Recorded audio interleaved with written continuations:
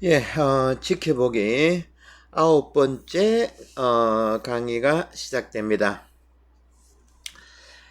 지난 시간 지켜보기 예수님의 말씀 마태오복음 26장에 대해서 말씀드렸죠. 지금 내 마음이 괴로워 죽을 지경이니 너희는 여기 남아서 나와 같이 깨어 있으라.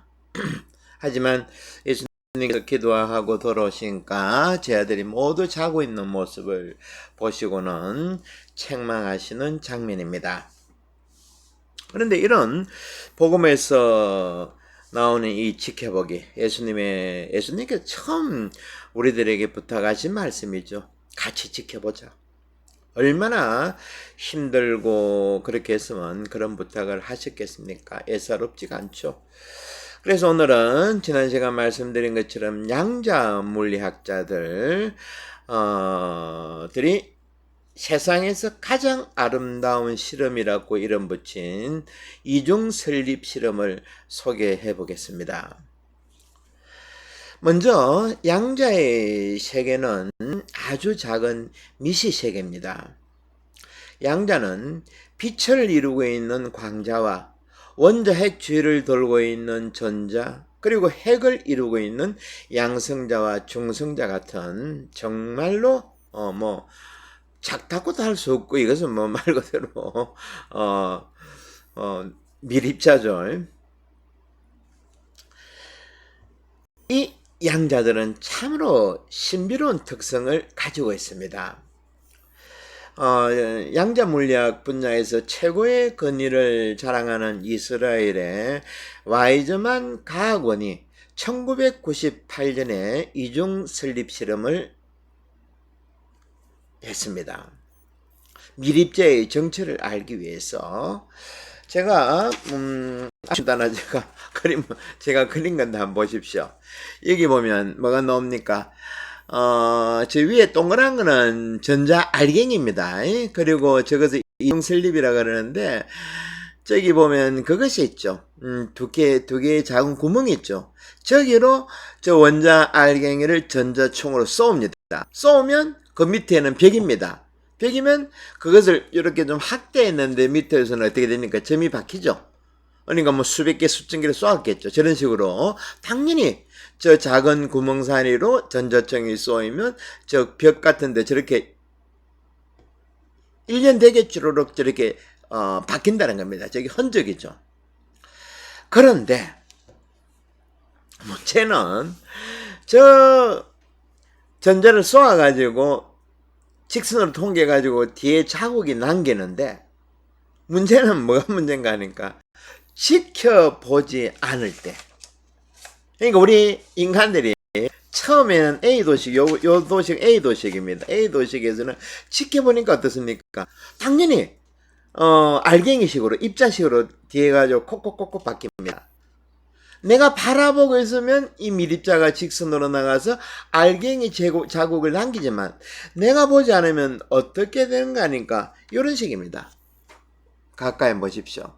이도 똑같이 쏘는데 뒤에가 완전히 저거는 이제 1년이 아니고 제가 대충 그랬지만은 저 작은 구멍으로 알갱이가 들어갔다고 믿어지지 않은 파동식으로, 그러니까 파동식이죠. 파동식이 아니면 저런 흔적이 나오지가 않습니다.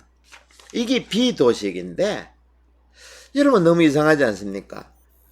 이 밀입자가 내가 바라볼 때는 고체 알갱인데 내가 바라보지 않으면 파도처럼 행동한다는 겁니다. 이것이 무엇을 말하겠습니까? 파이만이라는 양자학자는 이렇게 말합니다. 이 실험을 통해 우리 마음이 어떤 논리로 만물을 변화시키고 새로운 운명을 창조해 낼 수 있다라고 리처드 파이만, 대단한 양자학자죠. 대중적인 사람입니다. 양자 물리학자 중에서 이 사람이 이렇게 말했다는 겁니다. 밀입자는 눈에 안 보이는 파동으로 우주에 존재했다가 내가 어떤 의도로 가지고 지켜보면 그 순간 눈에 보이는 알갱이로 이렇게 A 도식처럼 형태를 남긴다는 겁니다. 그래서 울프라는 양자 물리학자는 뭘 했는가 하니까 이것을 관찰자의 효과라고 하면서 이것을 하느님이 부리는 요술이다. 또는 미립자들이 가득한 우주 공간을 신의 마음, 하느님의 마음이라고까지 불렀다는 겁니다. 참으로 놀라운 발견이죠. 이 양자, 제가 전에도 한번 말씀드렸지만 이 양자 물리학은 우리 신학자들이 지금 신학자들이 하루빨리 깊이 공부를 해야 될 필요가 있다는 겁니다. 예수님도 돌아가시기 전에 겟세마네 동산에서 제자들에게 나와 함께 깨어있자. 양자학자로 말하면 뭡니까? 지켜봐라는 거죠. 지켜봤을 때는 우주도 바꿀 수 있다는 겁니다. 예수님은 우리들의 지켜보기가 정말 절실했다는 겁니다. 그래서 돌아오니까 다들 눈을 감고 자고 있는 모습을 보고 예수님은 참담하신 거죠. 인간들의 이 눈길 지켜보기가 얼마나 대단한지는 제가 지난 시간 장자의 태약 목계에서도 말씀드렸죠. 그리고 한국의 모기는 제가 요즘에 한국에 들어와서 자가격리 중입니다. 그래서 지금 하루에 2편씩 이런 강의를 지금 하고 있지만은 제가 저녁에는 이 강의를 준비하기 위해서 저녁에 생각한다고 뭘 적어간다고 강의 준비를 합니다. 그러면 모기가 참으로 희한한 것은 제가 지켜보는 데는 절대 안 봅니다. 팔뚝이 있으면 팔뚝을 내가 보이지 않는 뒤편을 묻는다는 거죠. 뭐 이것은 조금 다른 비유겠지만은 하여튼 우리들의 인간의 지켜보기가 이처럼 대단하다는 겁니다. 그리고 여러분 한번 생각해 보십시오. 우리가 미사 시간에 돌아가신 분들 위해서 미사임을 바치죠. 이것도 양자학적으로 보면 이해가 됩니다. 양자 물리학적으로 보면 이해가 된다는 거죠. 비록 죽었지만 우리들의 부모님, 돌아가신 부모님, 조상님들, 그리고 우리 지인들하고 얼마든지 우리가 제대로 지켜봄을 통해 가지고 그분들과 하나가 될 수 있다는 것입니다. 지금 우리가 살고 있는 이 세상이 다가 아니라는 거죠. 우리가 보이는 것이 다가 아니라는 겁니다. 우리가 제대로 지켜볼 때 우주 만물 모든 것들이 하나가 될 수 있다는 것이죠. 예수님도 아마 이렇게 말씀하셨을 겁니다. 제자들이 자고 있는 모습을 보고 만일에 너희가 나와 함께 깨어서 제대로 지켜보았다면 우리가 하느님 앞에서 하나가 되었더라면 어쩌면 하느님께서도 당신의 뜻을 굽히실 수도 있었을 텐데. 그죠? 하지만 예수님은 이제 끝났다. 이제 아버지의 뜻대로 이루어지는 것을 지켜보는 것만 남았다라고 하시면서 제 아들을 깨웁니다. 이것이 바로 복음에 나오는 지켜보기의 힘이라는 거죠. 그리고 또 지켜보기의 힘을 우리 가정생활에 한번 도입해 봅시다. 이것도 또 재밌습니다. 예를 들면 남편이 밖에서 땀을 뻘뻘 흘리면서 뭐 문짝을 수리한다든지 뭐 페인트칠을 한다든지 이런 일을 할 때 그 방 안에 있는 부인이 눈길을 한번 안 줄 때 어떻게 되겠습니까? 분명히 그날 집에는 사단이 날 겁니다. 그리고 또 거꾸로 부인이 미장원 가서 몇 시간 동안 머리를 이쁘게 파마하고 염색하고 뭐랍니까? 하여튼 뭐 여러 이름이 있던데 하여튼 이렇게 이쁘게 하고 들어왔는데 남편이 소 닭 쳐다보듯이 이렇게 했을 때 그날 저녁에 그 집도 만만치 않겠죠. 아이들도 마찬가지입니다. 옛날에 히틀러가 아이들을 집단으로 양육한 일이 있었습니다. 부모를 못 믿겠다는 거죠. 그래서 집단으로 양육해가지고 청년을 나치 이런 식으로 어릴 때부터 조기 교육시킨다고 했는데 결과는 참으로 비참한 결과가 나왔다는 겁니다. 많은 아이들이 죽고 그리고 많은 갓난 아이들이 성장이 처음부터 잘못되었다는 치명적인 그런 결과가 있었습니다. 마태복음 7장 8절 누구든지 구하는 사람은 받을 것이고 찾는 사람은 얻을 것이요 두드리는 사람은 열릴 것이다. 이것도 또 하나의 지켜보기죠. 그러니까 하루빨리 좀 젊은 신학자들이 이런 양자학하고 복음하고 도마복음하고 그리고 노자 장자 이런 부분들을 같이 하나로 만드는 작업들이 어느 때보다도 지금 필요하지 않나 하고 저는 개인적으로 생각합니다. 일본의 선불교의 한 선사가 이런 말을 했는데 풀잎을 뽑아 흔들면서 온 세상을 흔든다. 단가죠. 일본의 단가. 풀잎을 뽑아 흔들며 온 세상을 흔든다. 이 선사의 말도 비유나 은유가 아니라 실제 그대로이지 않나 생각합니다.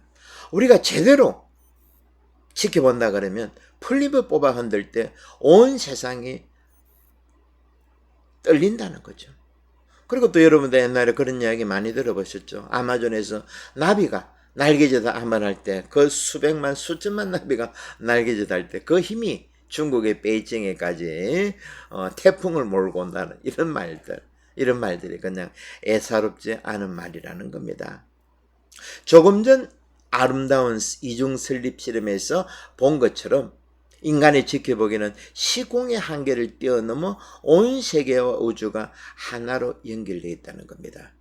그래서 중국의 한자성어 천이무봉, 하늘의 천사가 선녀가 입는 옷은 봉제 자국이 없이 통짜로 하나라는 거죠. 봉제 자국이 없는 하나의 옷이라고 이런 이야기들. 이런 면에서 볼 때 또 거꾸로 생각하는 분들이 있습니다. 저는 바쁜 일이 있어가지고 미사임을 그렇습니다. 미사임을에 심지어 혼자서 미사를 해주시면 안 됩니까? 저는 갈 수 없지만 과연 이것이 그렇게 해가지고 안 돼가지고 효과가 있겠습니까? 그죠? 그는 아니라 생각이 듭니다. 본인이 와야죠. 본인이 와가지고 정말 마음으로 떨림으로 했을 때 우주에 있는 우리 조상들하고 이런 연미사가 효력을 드러내는 것이지 본인은 바쁘다고 안 하면서 신부가 무슨 하여튼 그리고 풀 한 포기 먼지 한 톨까지 모두가 하느님 안에서 하나라는 것. 그리고 이런 것을 우리가 보면서 우리가 무심코 저지른 말 한마디, 행동 하나하나, 심지어 우리가 살아오면서 내뱉었던 호흡 안에 원자 알갱이 이 모두가 어디로 사라지지 않는다는 거죠. 나도 모르게 이 호흡을 통해서 욕설을 했거나 비난을 했을 때 이것은 어디 안 간다는 겁니다. 이런 면에서 보면 불교에서 말하는 업장, 카르마 이러한 것들도 애사로운 단어들이 아닙니다.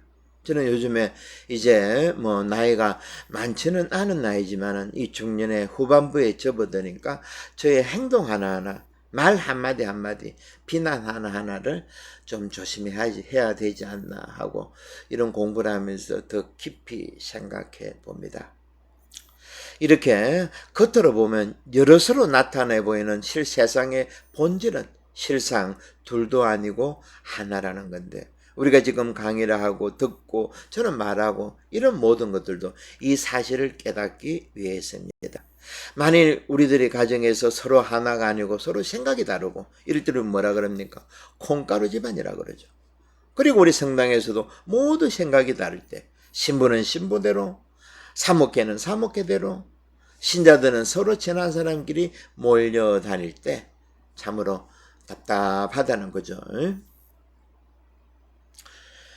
아버지와 내가 하나인 것처럼 이들도 하나가 되게 해 주십시오라는 요한복음에서 예수님의 말씀 이런 말씀들도 이런 설립실험, 이중설립실험, 원자들, 전자들 이런 특성들을 생각해 볼 때 정말 예수님의 말씀 한마디 한마디가 외사롭지 않다는 것입니다. 이중설립실험은 여기까지 하고 제가 예전에 신부 되기 전에 부제 때죠. 부제라 그러죠. 부제 때 묘지 이자는 아르바이트를 한 적이 있었습니다. 나이가 30인데 부모님에게 용돈 달라는 것이 참으로 민망했습니다. 그래서 부재니까 뭐 주말에도 강론도 해야 되고 미사도 도와드려야 되고 하기 때문에 알바를 못 하죠. 그래서 제가 남몰래 묘지 이장하는 일에, 뭐 이건 알바도 아니고 묘지 그냥 시신 파내는 일에 제가 갔던 적이 있었습니다. 왜 그때 돈이 필요했는가 하면 저희 본당에 신학생이 8명이나 됐는데 미사 끝나면 신학생들이 저를 쳐다보는 겁니다. 오늘 저녁에는 소주 한 잔, 돼지머리에 소주 한 잔, 먹지 않나 하는 그런 눈으로. 그때 시신을 파는 일은, 묘지장하는 일은 당시에 30년도 훨씬 전에, 그때 그 당시에 무려 10만 원이나 줬습니다. 31년 전에. 뭐 10만 원 정도면 우리 신학생들 며칠 정도는 아껴 쓰면 일주일은 먹을 수가 있죠. 새벽에 당일날 묘가 있는 산으로 올라갔습니다. 당일날 비가 왔습니다. 그래서 땅은 칠퍽칠퍽했죠. 우리가 해야 할 일은 산 중턱에 있는 묘지 4개를 파내는 겁니다. 말이 그렇지 비가 오는 날, 철퍽철퍽하는 날 무덤을 파내려 간다는 것은 애사일이 아닙니다. 4개를 파서 뼈를 추린 다음에 그 뼈를 소주에 씻어서 칠성판이라 그럽니다. 여기다가 이제 쭉 배치를 합니다. 머리뼈는 머리뼈대로, 갈비뼈는 갈비뼈대로 이렇게 하는 건데, 30년 된 묘를 먼저 파기로 했는데 그 중앙을 파내려가는데 참으로 뭐 신기하다 그러니까 우리 생각하고 다른 게 뭔가 하니까, 중앙으로 파내가면 간이 있어야 되죠. 간이 없습니다. 예수님의 빈무덤도 아니고 간이 없다는 겁니다. 왜 그렇겠습니까? 우리나라의 그 산은 침식작용이 좀 지역마다 그렇지만은 좀 심하답니다. 그래서 어디에 잘못 매장을 하면 한 10년, 20년, 30년 지나면 간이 저 밑에 가 있다는 겁니다. 참으로 그래 되면 난망하죠. 일은 빨리 끝내야 되고 비는 오고 땅은 칠퍼가고 시간이 많이 지체되었습니다. 묘하지도 못하고 점심시간이 되었는데 그 일을 수십 년 했던 인부들도 밥을 제대로 먹지 못하는 겁니다. 머리가 복잡했기 때문입니다. 땅 밑에 검은 보화가 있는 것도 아니고 남의 시신인데 그 시신도 다양하답니다. 산에 물기가 많을 때 시신하고 또 좋은 땅에 시신하고 하여튼 천차만별이라 그러죠. 그런 생각들 때문에 수십 년 된 인부들도 음식을 제대로 먹지를 못하는 겁니다. 그러면서 뭐 소주를 축을 내는 거죠. 그러면서 인부들은 욕을 하는 겁니다. 이런 일을 하게 되면 당연히 자식들이, 자녀들이, 후손들이 지켜봐야 되는데, 마르복음에 나오는 그처럼 여자들이 겁에 질려 덜덜 떨면서 무덤 밖으로 나와 도망쳐 버렸다라는 구절이 있죠. 이런 거 보면 성경 작가들이 아주 날카롭고 예리하다고 저는 생각합니다. 아주 생생하게 표현했죠. 제자들도 도망치고 무덤을 보러 온 여자들도 겁에 질려 떨었으니까.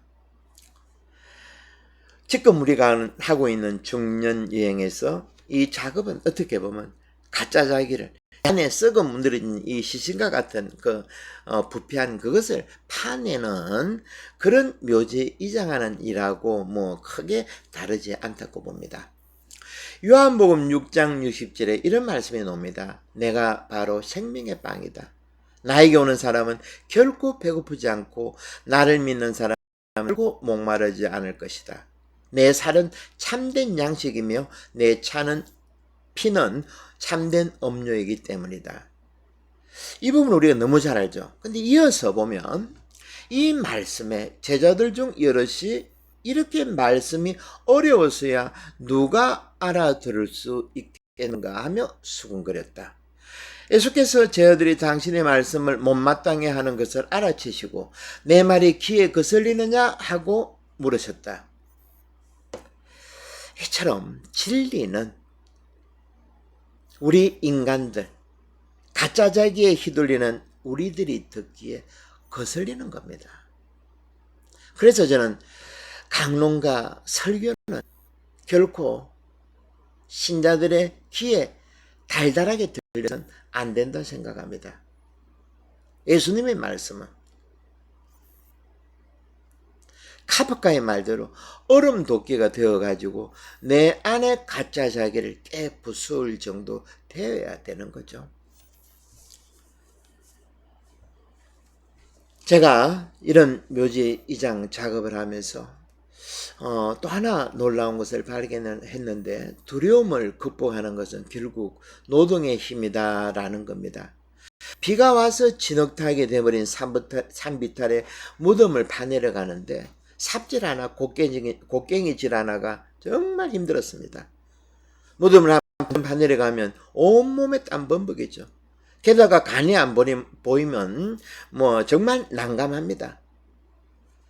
두더지처럼 여기저기 파다가 다 썩은 간을 발견할 때 우리들은 어떻게 하는가 하면 기뻐서 환호성을 지릅니다.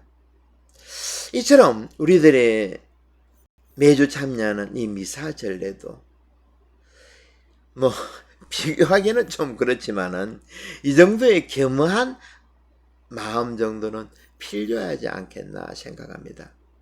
우리는 너무 쉽게 전례에 참여하죠.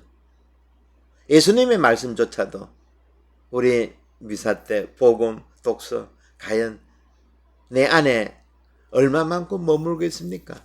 길에서 왔다가 바로 빛의 속도로 지나가죠. 제가 좀 전에 카프카의 이야기를 소개했습니다. 얼음 도끼가 돼가지고 이 길로 들어서면 내 안으로 들어와가지고 하나의 삽질, 곡괭이질이 되어야 될 겁니다. 그래서 내 안을 휘저어야 될 겁니다. 가짜 자기를 파내는 것은, 우리가 지금 중년여행하는 것은 최소한 이 정도의 각오 정도는 있어야 된다는 것입니다. 예, 오늘 강의는 여기에서 마치도록 하겠습니다. 오늘도 들어주신다고 좀 오늘은 좀 그렇죠. 좀 섬뜩하죠, 그죠? 무슨 파는 이야기, 뼈를 추려내는 이야기, 이런 이야기인데, 예, 오늘도 듣는다고 고생하셨습니다.